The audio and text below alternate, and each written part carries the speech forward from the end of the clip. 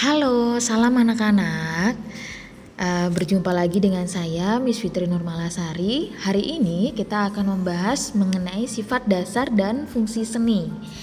Baik, sifat dasar seni itu ada 5. Yang pertama, kreatif, individual, ekspresif, abadi, dan universal. Mari kita bahas pengertiannya satu persatu. Yang pertama, seni itu bersifat kreatif.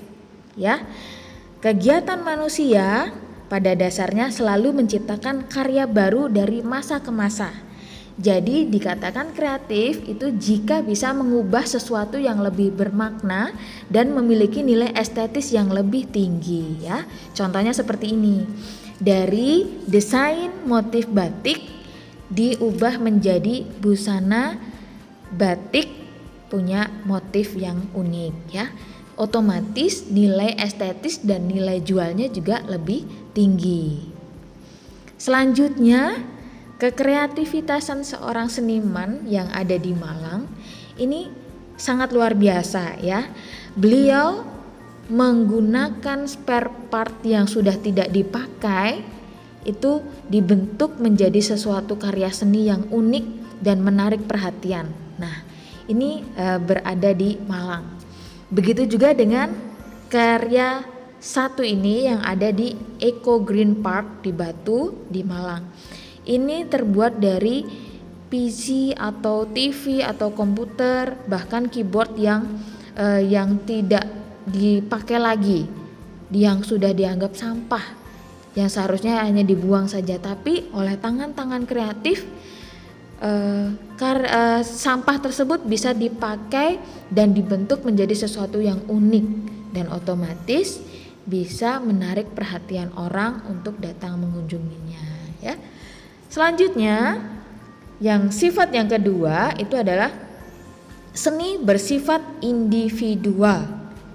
Dalam artian setiap karya seni yang tercipta dan dibuat oleh seorang seniman punya ciri masing-masing, ya, secara personal, dan itu digunakan sebagai bentuk identitas dari seniman tersebut, ya. Contohnya seperti ini.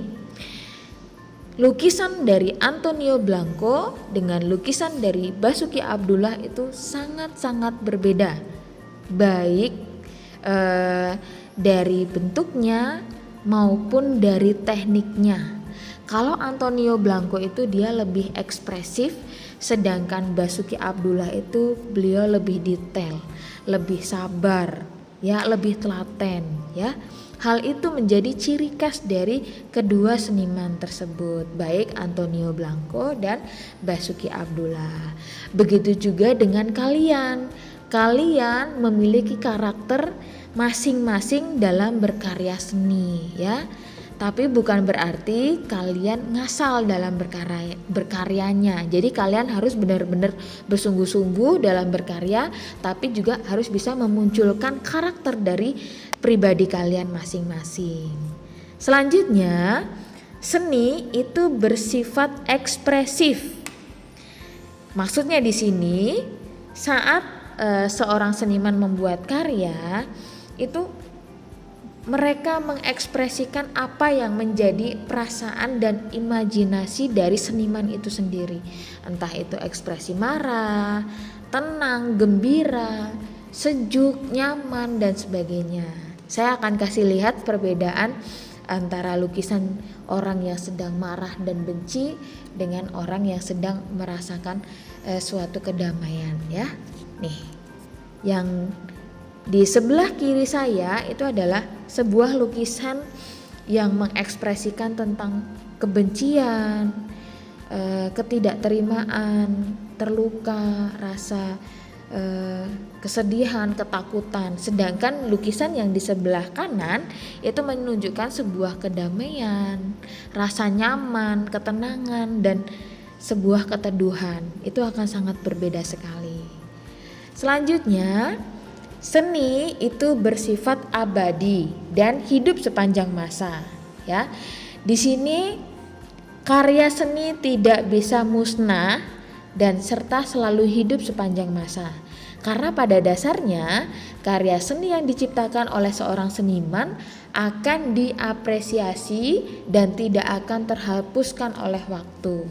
Bahkan akan terus diingat sepanjang hayat walaupun senimannya itu sudah tidak ada. Ya. Nah, ini contohnya adalah lukisan dari Leonardo da Vinci yang sampai sekarang itu masih eksis, masih dikunjungin oleh orang lain ya. Selanjutnya, seni bersifat universal, yang artinya seni itu berkembang di seluruh dunia. Dia tidak hanya ada di Indonesia atau di Paris atau di Afrika atau di tempat yang lain, tapi di seluruh bagian bumi itu seni berkembang ya, sesuai dengan karakter mereka masing-masing ya. Karena apa? Karena seni tidak bisa dipisahkan dari kehidupan masyarakat, baik pada zaman manusia primitif sampai saat sekarang di zaman modern ya. Kita bisa lihat contoh-contohnya ya.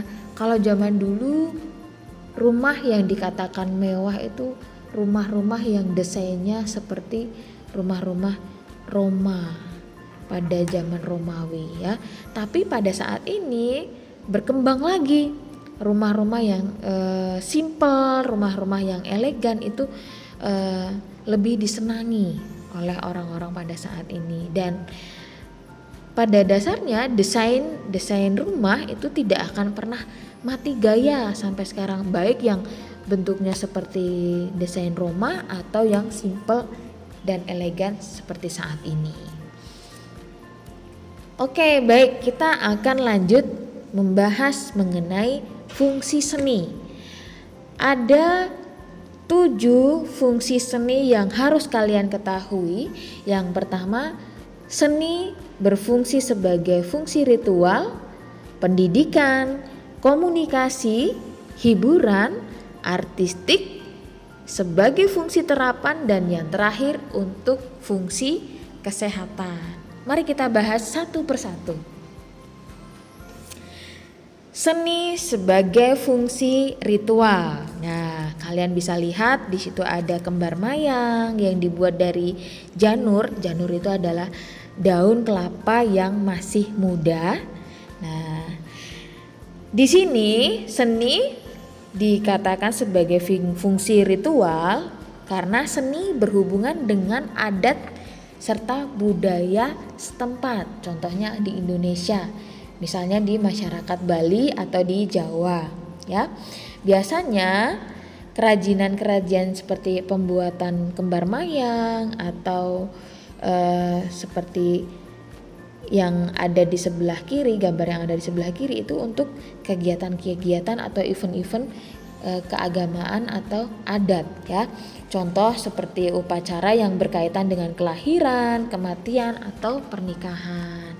Nah, kembar mayang ini biasanya kalau zaman dulu dipakai untuk prosesi pernikahan di Jawa ya.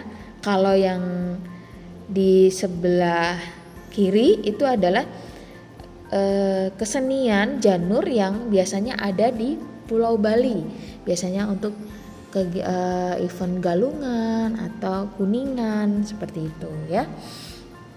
Nah, selanjutnya seni berfungsi untuk pendidikan. Nah, di sini maksudnya seni dipakai sebagai media pembelajaran di sekolah ya. Contohnya seperti kayak mata pelajaran seni budaya yang membahas mengenai seni rupa, seni musik, seni tari, seni teater, ya seperti itu. Atau ketika kalian mengikuti ekstrakurikuler yang ada di sekolah di bidang musik, atau juga diadakannya sekolah yang basisnya hanya khusus untuk musik ya. Nah, di situ goalsnya adalah anak-anak bisa mengekspresikan diri melalui seni-seni yang diajarkan di sekolah Nah, di situ anak bisa memunculkan bakat dan kreativitasnya ya. Di sini bisa kalian lihat anak-anak sedang menggambar, ada juga anak-anak sedang menampilkan penampilan musik beserta gurunya sebagai salah satu hasil dari proses pembelajaran tentang musik selama ini ya. Selanjutnya seni berfungsi sebagai media komunikasi. Nah, di sini komunikasi itu bisa juga sebagai bentuk ekspresi, seperti misalnya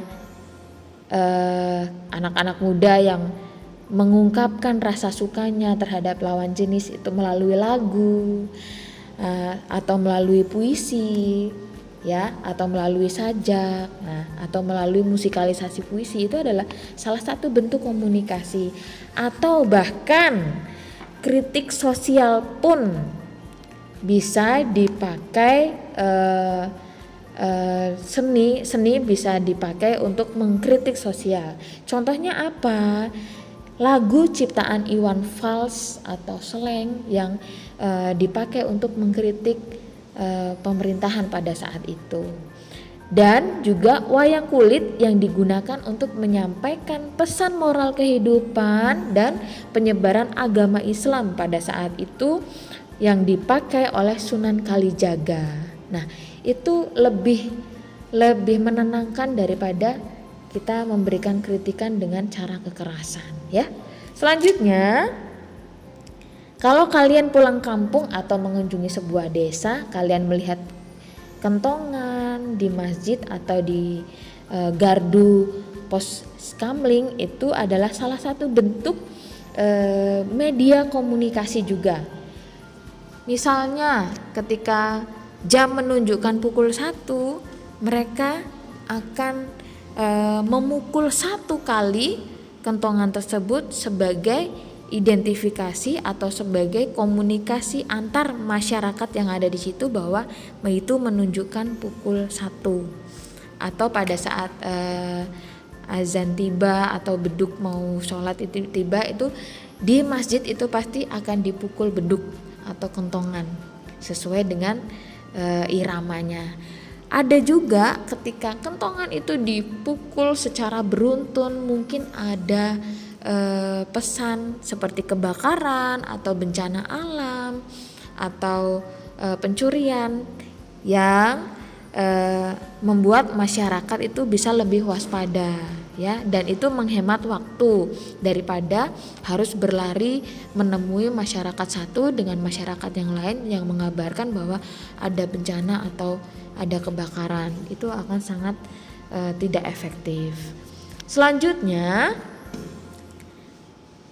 seni sebagai fungsi hiburan. Pada dasarnya manusia itu memiliki rasa dan karsa terhadap seni itu sangat tinggi sekali. Mereka juga memerlukan hiburan. Nah, disinilah seni sangat berfungsi untuk media hiburan. Contoh yang kalian lihat itu adalah event Solo Keroncong Festival pada tahun 2019. Nah, di situ masyarakat banyak sekali menjadi penikmat penampilan karya tersebut ya. Tidak hanya tentang musik, bisa juga ketika kalian mengunjungi museum atau pameran-pameran lukisan, itu bisa juga menghibur jiwa kalian yang mungkin sedang penat dengan kehidupan sehari-hari ya. Atau juga penampilan tari atau teater yang bisa membuat penonton itu lebih bersemangat dalam menjalani hidup ya. Selanjutnya, di sini juga ada penampilan orkestra. Kalian perlu ketahui bahwa Yayasan Perguruan Cikini itu setiap 6 bulan sekali dalam waktu yang normal dulu itu sering mengadakan Cikini Vaganza, di mana menampilkan seni-seni yang dibawakan setiap unit-unit sekolah ya. SMK 1 Perguruan Cikini, SMA 2, SMK 3, bahkan sekolah musik Yayasan Perguruan Cikini juga ikut SMP, SD, TK gitu. Jadi mereka saling berpadu untuk menampilkan hasil karya dari sekolah mereka masing-masing, ya. Selanjutnya, seni sebagai fungsi artistik di sini dimaksudkan adalah seniman mengekspresikan karya seninya dan membuat karya seninya dengan unik dan hanya digunakan sebagai pajangan saja, tidak untuk diperjualbelikan, ya. Nah, kadang-kadang orang yang melihatnya itu tidak paham, kok bentuknya seperti ini, bahkan mungkin abstrak. Nah, karena seniman yang membuat karya tersebut itu hanya ingin mengekspresikan imajinasi dan rasanya saja, ya, tidak memerlukan pengertian-pengertian yang lebih, ya, untuk orang-orang yang melihatnya. Selanjutnya, berbeda dengan seni berfungsi untuk nilai guna atau seni terapan. Kalau di sini seni yang dibuat atau yang dihasilkan harus dipertimbangkan aspek kegunaannya. Kira-kira bikin karya seperti gerabah dari bambu ini bisa dipakai untuk apa ya? Atau kalau bikin lemari seperti ini bisa muat dipakai untuk menyimpan apa ya? Nah, itu harus dipertimbangkan. Jadi tidak hanya asal membuat saja, ya. Selanjutnya, seni difungsikan untuk terapi kesehatan, ya. Saya pernah melihat di Rumah Sakit Muwardi itu ada sekelompok grup musik dari dokter-dokter dan nakesnya. Mereka setiap pagi atau setiap jam makan siang atau malam sebelum tidur mereka menyanyikan lagu untuk menyemangati para pasien yang ada di rumah sakit tersebut supaya segera sembuh, ya.